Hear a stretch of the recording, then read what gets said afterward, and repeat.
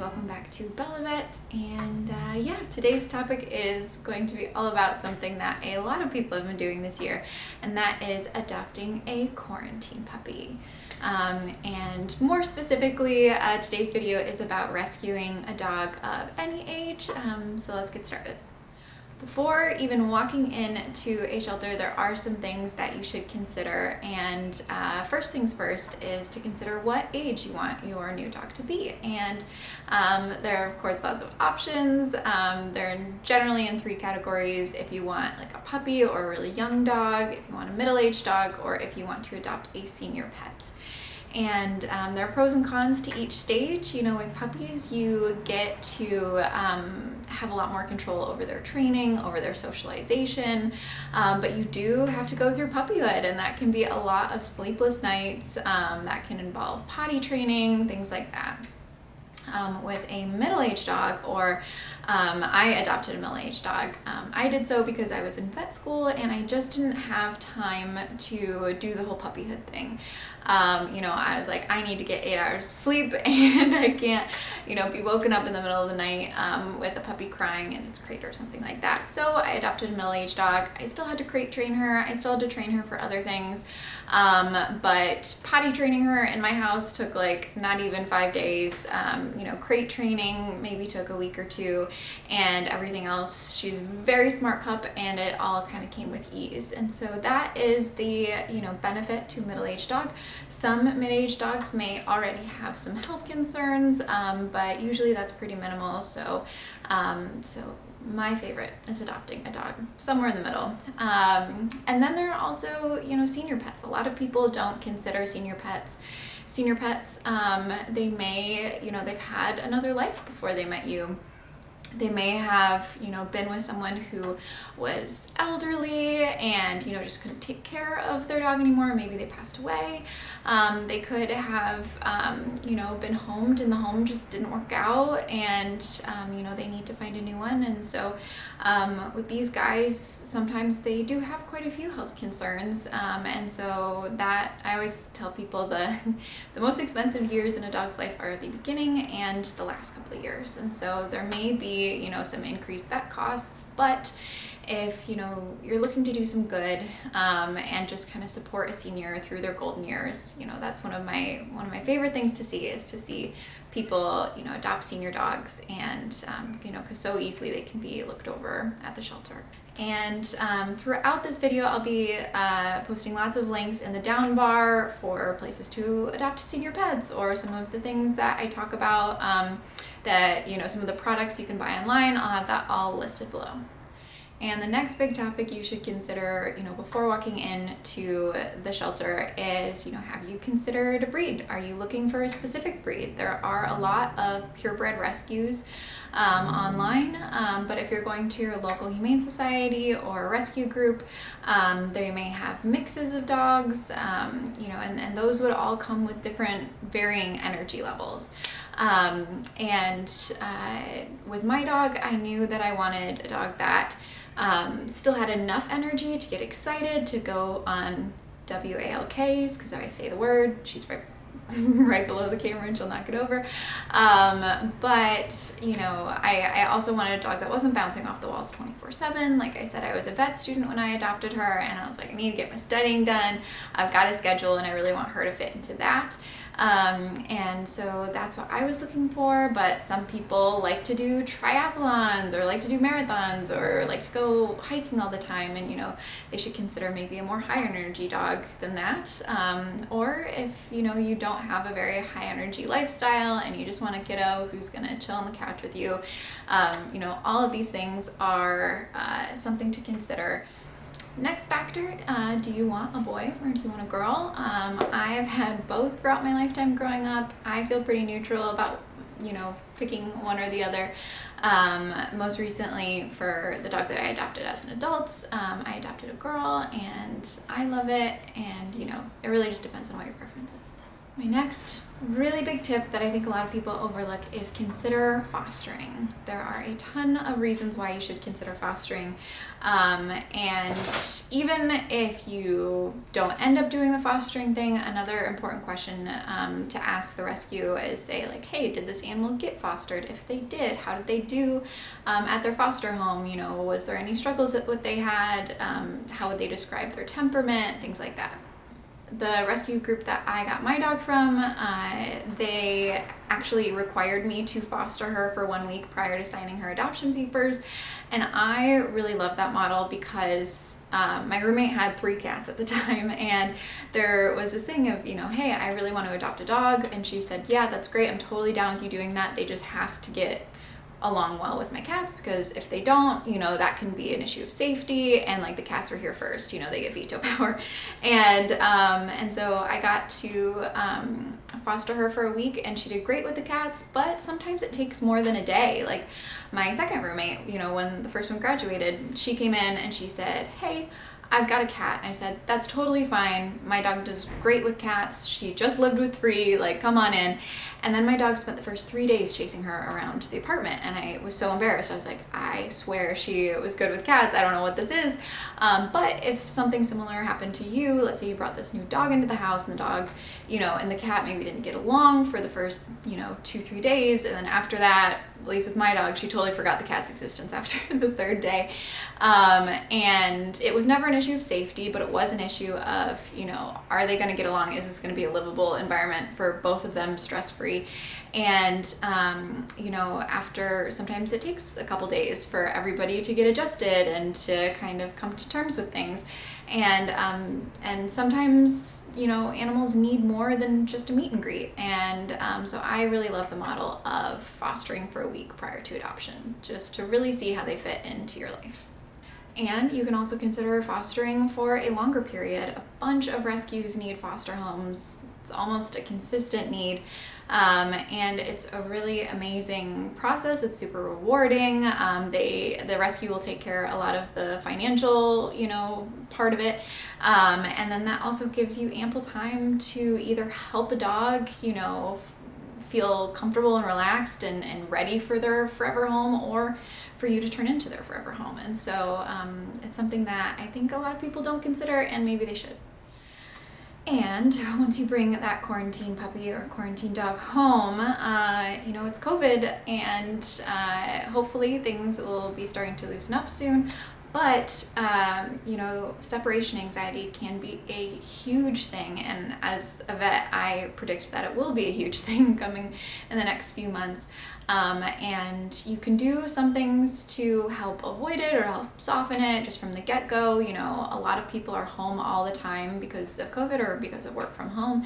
And your dog can get used to that and get, you know, almost depend on you for it and for their day-to-day schedule. And then when you go back to work, suddenly you're gone for 8 hours of the day, and that's a huge shift for this little dog. And so it's really a great idea to take a day trip somewhere, you know, to schedule these things and to say, hey, we're gonna go on a really long hike, we're gonna leave for just a chunk of the day, a few hours at a time, and just kind of get that into your schedule and maybe ease them to being gone, you know, most of the day, working at an office. I am also a huge proponent of crate training, and I think it's really great for a bunch of safety reasons, you know, especially for smaller dogs. If you can, you know, give a command to tell them to go into their crate and to be able to get them out of your apartment and, you know, hurry if there's an emergency or something like that can be really vital. It can also be a safety thing to make sure that they don't destroy your apartment. And also in chewing something up or, you know, ripping their favorite toy apart, they could eat something that they're not supposed to. And that was one of the biggest reasons, especially in vet school, why I had my dog crate trained, is because I was like, hey, I'm a vet student, you know, finances are tight. I could handle a surgery like that, but I really don't want to. And I really want my dog to be as safe as possible. And I want my dog to avoid surgery too, because there's risk associated with that. And so I had her crate trained throughout vet school, and I was really glad I did. As for actually how to crate train, I'll have some things linked down below, like the specific type of crate that I recommend. The one that I used was it's like a plastic clamshell crate. It has 2 pieces, and to me, I think they're just sturdier than the metal wire crates. I've seen dogs, kind of bust out of those. And then also a really big part of crate training is to make their crate feel like just a positive environment. I fed my dog in her crate for the first, couple weeks, just to say, hey, this place is associated with your favorite thing in the world, which is food. If you don't want to do that, you can always just say, hey, anytime that they go in, they get treats. If they go in by themselves, all on their own, they get tons of praise and some treats. And I think it's also important to crate them and to stay in the house, which might sound kind of silly because you're like, well, why should I crate them? But I think it's better to think of it not like jail, but like their own little cozy cove. And, sometimes you'd like to go in there and have it not associated with you leaving the house, because that can, be a cause of anxiety for some dogs. And to say, hey, crate doesn't equally mean my favorite people are leaving. Crate is just sometimes crate, and I can get some treats and some praise when I go in there. So it just helps it make it a neutral or positive place. And kind of to go along with separation anxiety and crate training, and sometimes rescues just have other behavioral issues, and you might need a behavioralist.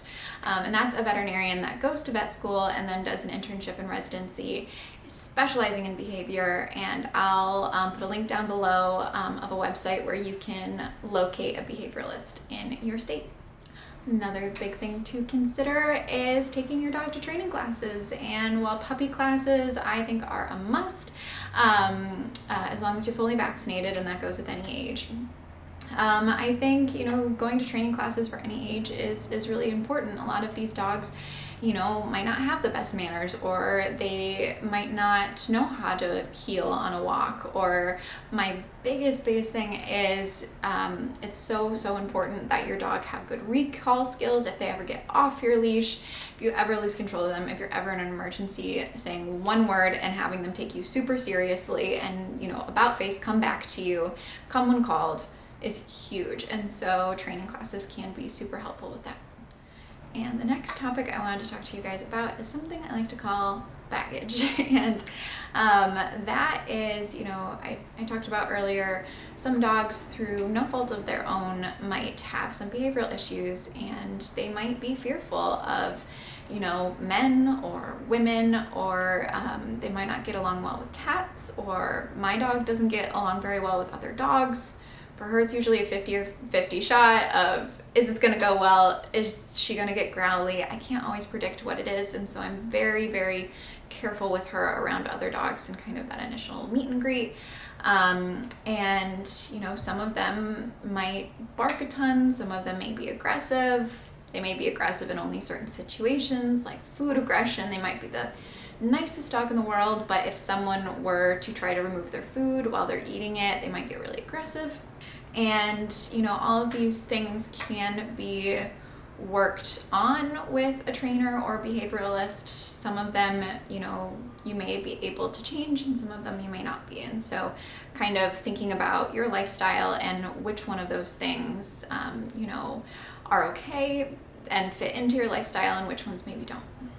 Another piece of baggage that, your new rescue could have is they could come with some sort of illness, and that could be heartworm disease. It's a type of parasitic disease, and the worms live in the heart.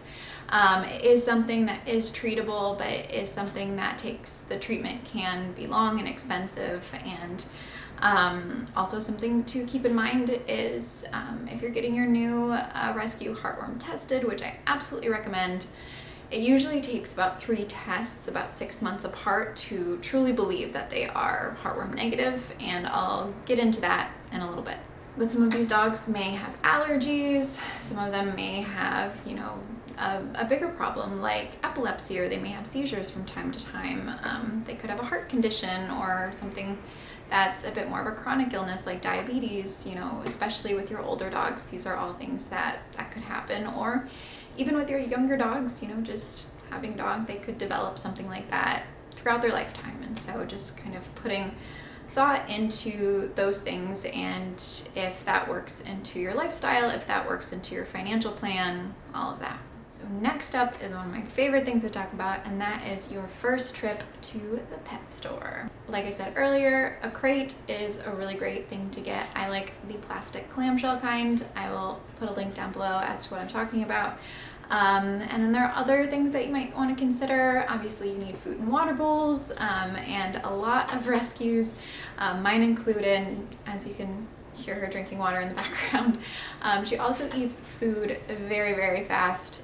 Honestly, too fast. I worry that she may inhale her food. She's done that before, or she may choke or something, and so I gotta slow her down. So she eats from a puzzle bowl, which has these little, it's kind of like a maze, and it has these little things that stick up from the bowl, and she basically has to chase the kibble around her bowl until she eats it, and it just slows her down. Also, as I'm sure you have toys on your list, you know, you won't really know until you get home, or maybe you do know because you fostered, but you need to figure out whether or not your dog is a toy destroyer.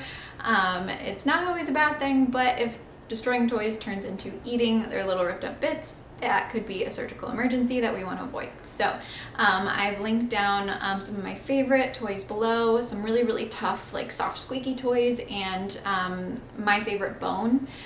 With bones, if you're like, oh, my dog's a chewer, they love bones, you want to be really careful because certain types of rawhides can soften, and if they were to swallow them, they can get stuck in their esophagus, or they can become like a foreign body if they eat a chunk that's just too big.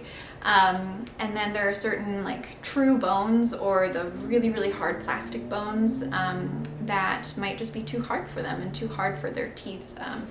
I've seen dogs crack a tooth and need to go in for a dental and have that tooth removed. And one really good piece of advice that our veterinary dentist at my vet school showed us was, she said, hey, if you're worried about your, you know, chew toy being too hard, try to take your fingernail and put a dent in it. Just like try to press your fingernail into it. If you're able to make a small indentation in the chew toy, then it's, you know, it's fine for your dog's teeth. If you can't do that, then it's too hard. And I'd keep your toys in a safe place. You know, only leave out toys that are puppy safe. Basically, you don't want them destroying one of their soft toys while you're not around and possibly hurting themselves. And so for my dog, I leave out toys like this. This is a chew toy, and it's one that I can press my fingernail into.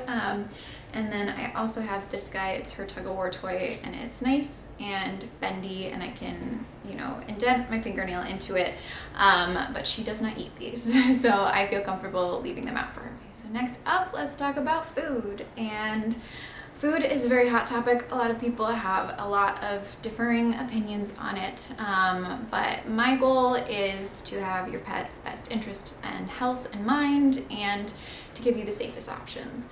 And so to me, I really love kind of the three big food, pet food brands, and those are Hills, Royal Canin, and Purina. I'll link down some of my favorite diets below. Of course, get the diet that is right for your dog in their stage of growth, in their age, and their like breed size, all of that. And you can talk to your veterinarian about exactly which food would be best for them.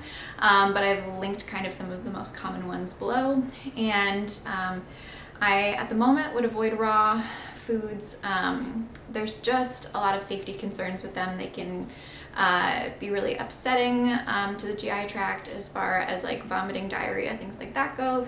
And you can, you know, there is a risk without having properly cooked food that there could be a risk for bacterial infections. So I would just avoid that. And at the moment, I would also recommend avoiding a grain-free diet. And in the recent years in veterinary medicine, there has been a correlation that's been found between a certain type of heart disease and a grain-free diet. And I'll link those papers below that talk about it if you want more information. But at the moment, the research is still ongoing as to exactly, you know, what the relationship is, what the mechanism of action is, things like that, how it really works. But until we know more, at the moment, I would not recommend a grain-free diet. You can also consult your veterinarian on how much to feed your pet. You know, the instructions on the back of the bag are usually a pretty good place to start, but there can be some fine tweaking that your vet can do as far as, you know, if they're a puppy, how much they need during a certain stage of growth. If, you know, maybe they're a middle-aged dog, just needs a maintenance diet. Or if, you know, let's say they're overweight or something like that and you guys need to work on weight loss, veterinarians can do the actual calculations to decide how much they should be eating per day and things like that. Which also brings me to my next topic, is your pup's first vet visit. Your veterinarian will kind of take it from here as far as what their recommendations are for your specific situation, but my big topics to chat about at your first vet visit is the need to get vaccinated. A lot of rescues do an amazing job at vaccinating their pets, but especially with puppies. You know, they may not be done with their vaccination series and they may need a couple more. And so have a chat about vaccinations. Rescue groups are also really great about getting their pets spayed and neutered, but if that still needs to happen with your pup, you know, I would highly recommend it. And the next big topic is to get your pup heartworm tested. Like I was talking about earlier, I generally recommend getting your pup tested 3 times each 6 months apart. And this is because the incubation period, or the time between when a dog is infected with heartworm, they can get it from mosquitoes, and the time in which their first heartworm test would be positive, is about 6 or 7 months. And so that's a huge span of time. And that's because the test tests for something that comes off of the adult worm. And so if they're infected with the younger worm larvae, we have to wait for those larvae to grow into adult worms before the test will turn positive.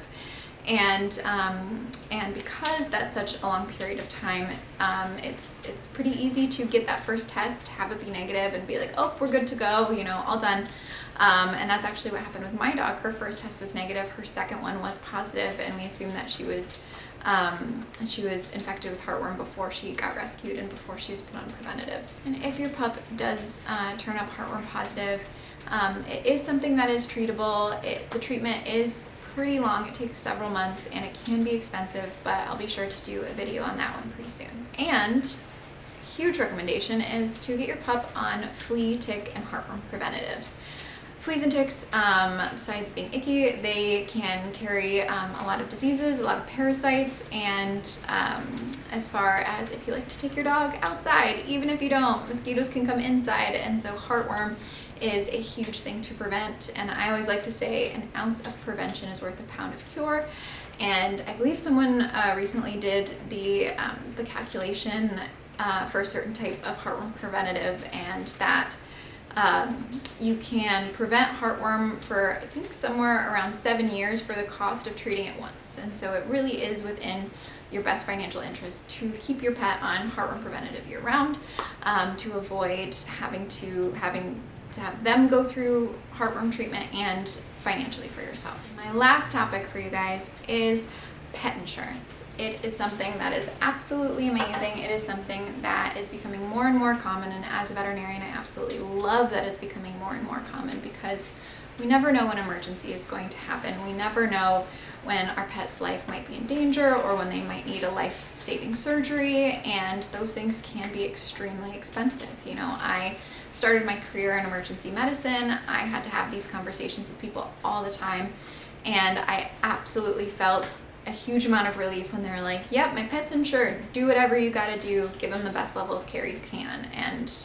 as a veterinarian, that is just something that I absolutely love, because that means I can give this pet the highest level of care that exists. I do talk a lot about how to avoid pet emergencies in some previous videos. I'll link them either up there or down there. And I talk about how to avoid it for dogs and for cats. Pet insurance is something that only gets more expensive as a pet ages. It only gets more expensive as they age, as they maybe pick up a chronic illness or something like that.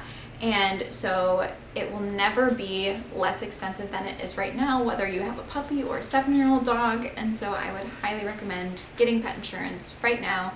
Some of my favorite brands include Trupanion, and that's what my dog is on. I've also heard good things about Nationwide, Embrace, and I believe Lemonade just came out with pet insurance too. And please stay tuned for some new videos coming up about tips on rescuing a cat and tips on adopting your first puppy.